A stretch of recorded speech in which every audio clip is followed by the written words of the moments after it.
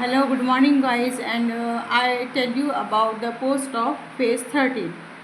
Means मी तुम्हाला आज सांगणार आहे फेज 13च्या पोस्ट काय असतात. आणि हा व्हिडिओ जो आहे हा जनरली जे 10th एक्झाम दिलेली आहे, 10th 12th पास आहे आणि मिनिमम त्यांचं एज 80च्या वर आहे किंवा 80 रनिंग आहे, त्या विद्यार्थ्यांसाठी ॲज द गोल्डन चान्स म्हणून ही त्यांना जॉब वॅकन्सीज आहे. आता ह्या जॉब वॅकन्सीजमध्ये सांगायचं म्हटलं म्हणजे फेज 13 ही वॅकन्सी असते सिलेक्शन पोस्ट. ही वॅकन्सी यासाठी काढली जाते की SSC म्हणजे स्टाफ सिलेक्शन कमिशन, सेंट्रल गव्हर्नमेंटच्या पोस्ट आहे, केंद्र सरकारच्या पोस्ट आहे. ह्या पोस्ट आहे CGL, CHSL, MTS दरवर्षी कंडक्ट करते SSC.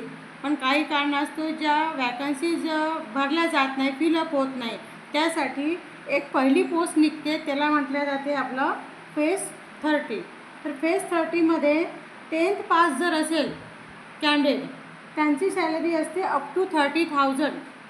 आणि याचा syllabus 10th pass, 12th pass, graduation जवळपास थोडं सेम आहे. एवढंच आहे की 10th पास आहे थोडंसं क्वेश्चन टाईप तुमचं इझी लेवलचा राहील, 12th पास आहे थोडंसं हार्ड राहील, CGL आहे त्याचा पोस्ट आहे, वरची पोस्ट आहे, प्लस तुम्हाला पेमेंट पण जास्त आहे, त्यामुळे अभ्यास या ठिकाणी तुम्हाला त्या लेवलचा करावा लागेल.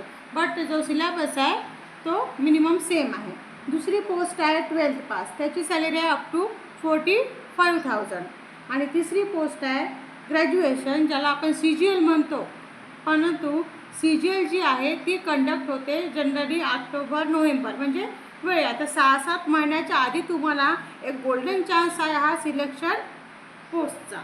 तर सिलेक्शन पोस्टमध्ये तुम्हाला सॅलरी माहीत आहे किती आहे, 10वी पास 30,000, 12वी 45,000 आणि ग्रॅज्युएशन आहे अप टू 50,000.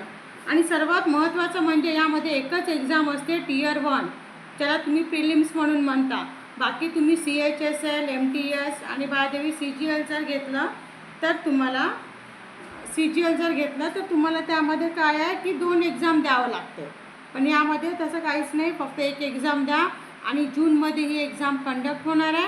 सर्वात महत्त्वाचं म्हणजे की आता तुमच्या चिमूर शहरात, चिमूर, उमरेड आणि भिवापूर या तिन्ही ठिकाणी हे जे क्लासेस आहेत अवेलेबल आहे. सपोज बाय द वे कोणी जर पार्ट टाईम जॉब करत आहे पण तिचं ड्रीम आहे की मला एखादा गव्हर्नमेंट जॉब अचीव करायचा आहे, काही परिस्थितीवर ती अकॅडमिक फीज नाही पे करू शकत आहे, तशीसुद्धा विद्यार्थी आपल्याकडे ऑनलाईन कोर्स करू शकते. आणि कमी चार्जमध्ये तिला आपण पेपर सेट प्रोव्हाइड करू, प्लस तिला नोट्स पण प्रोव्हाइड करू. तिला वाटत असेल तर आपले जे लाईव्ह क्लासेस आहेत ती पण ती अटेंड करेल.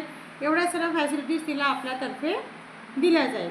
आणि याची जी डेट आहे ती उद्यापासून स्टार्ट होत आहे, म्हणजे 16 एप्रिल ते 14 मे 2025.